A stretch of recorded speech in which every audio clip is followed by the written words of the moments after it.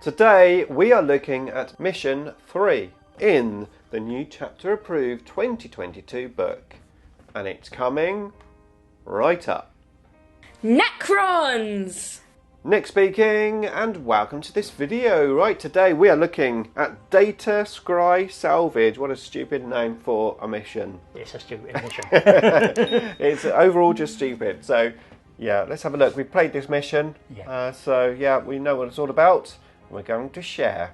Okay, so this is the only mission with this deployment map and objective layout in the book. But basically, you've got the two little sandwich quarters for the deployment zones. Vanguard with one in each of the deployment zones, and the rest are spread out right in the middle, with nothing in the middle for this one. Yeah.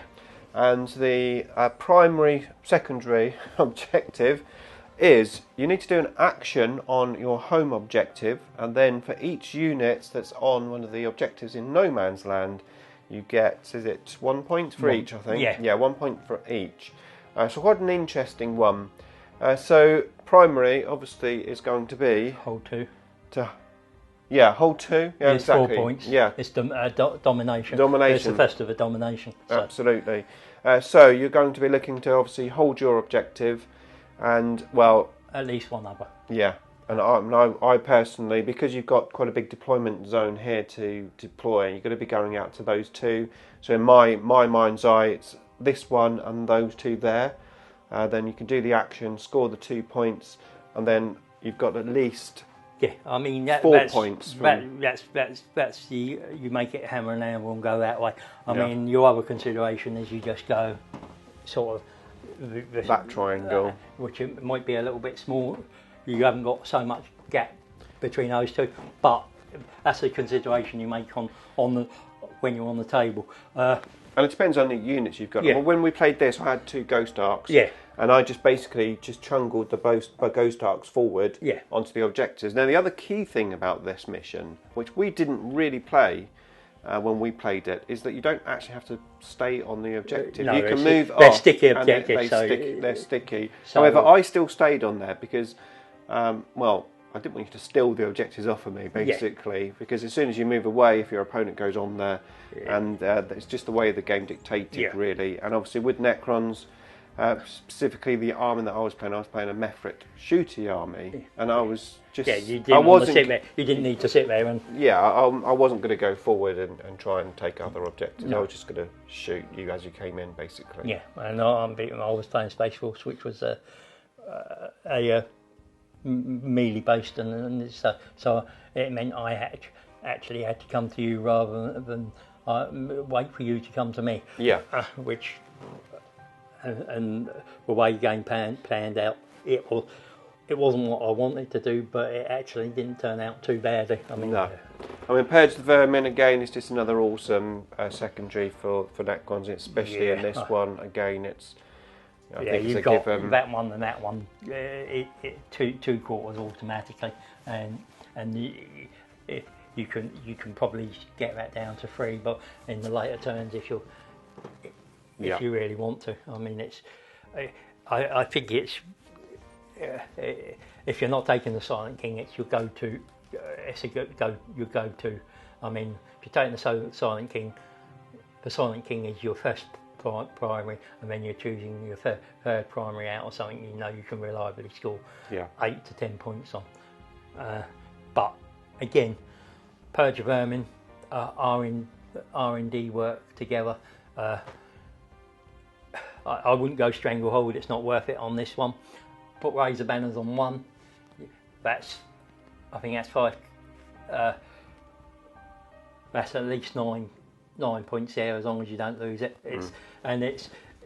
If you can get it on one of the others later on, you're sort of scoring. The only issue is because you can't do 2 actions in 1 turn, can you? So if you're doing, you can. You can you? Because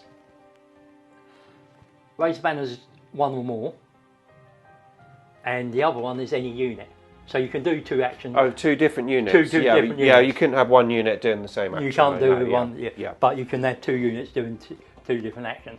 Of course, that means you've got to consider losing 2 units doing something unless you're playing. But if they're going to be there hiding behind terrain, and obviously, in our game I had 3 scarabs. They did the action for me. Yes.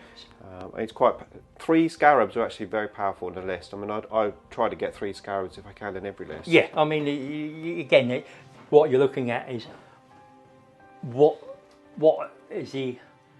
can I get into a list to do an action that I'm not necessarily going to lose out on anything. Lose doing. Yeah. And if you can do that, that's brilliant. I mean, it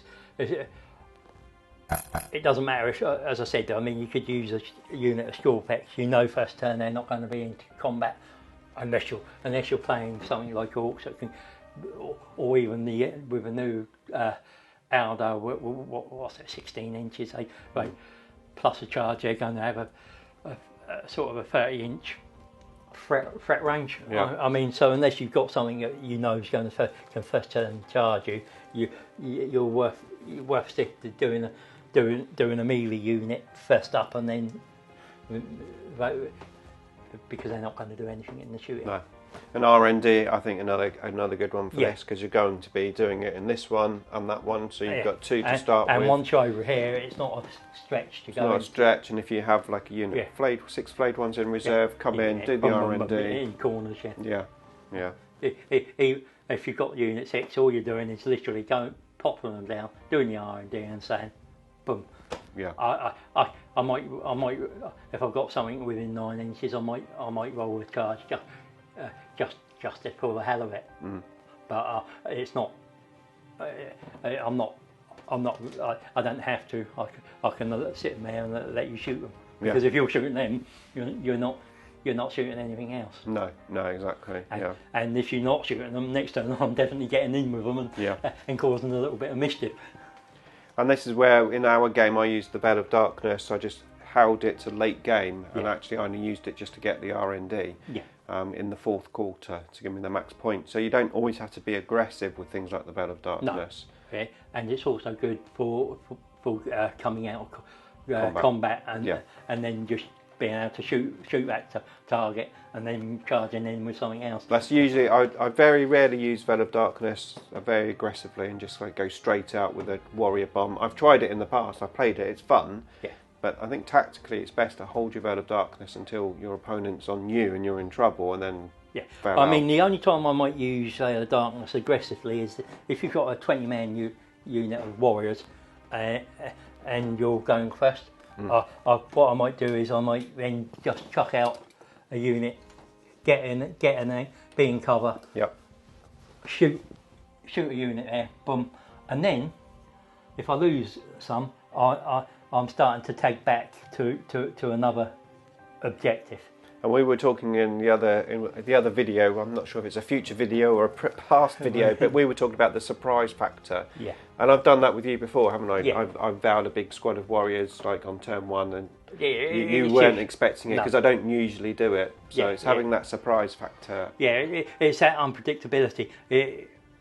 Your opponent's not going to know whether you're going to do it turn 1 or turn 5. Yeah. And in that case, he's always going to have something in his deployment zone covering that possibility, because he doesn't want you to get in behind. Yeah.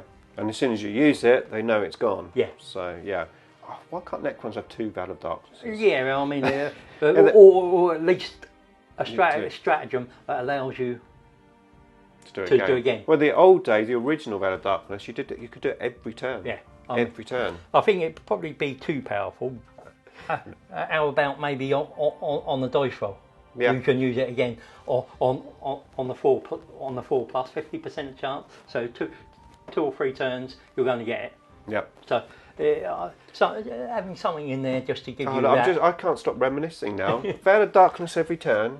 You used to have the monolith. You could pull units through and then redo your RP. Yeah, I mean, Necrons covered the whole of the board so quickly. Yeah, in the old days. Your monolith needs to be rewritten. Yeah. From the, it needs fly. Why it hasn't got fly is it's ridiculous. Anyway, we're not here to diss Necrons. We're here to encourage Necron players to win their games. Yeah, I mean, we'll go to Warhammer World and we'll see if we can bitch slap the Necron Codex. Yeah. What what are you doing? I'm going to have to beep that out, you know. Okay, so on that note, I hope that video was useful to you, and if it was, well, there's a whole playlist with all the other missions in the description below. Check it out, and we'll see you in the next one.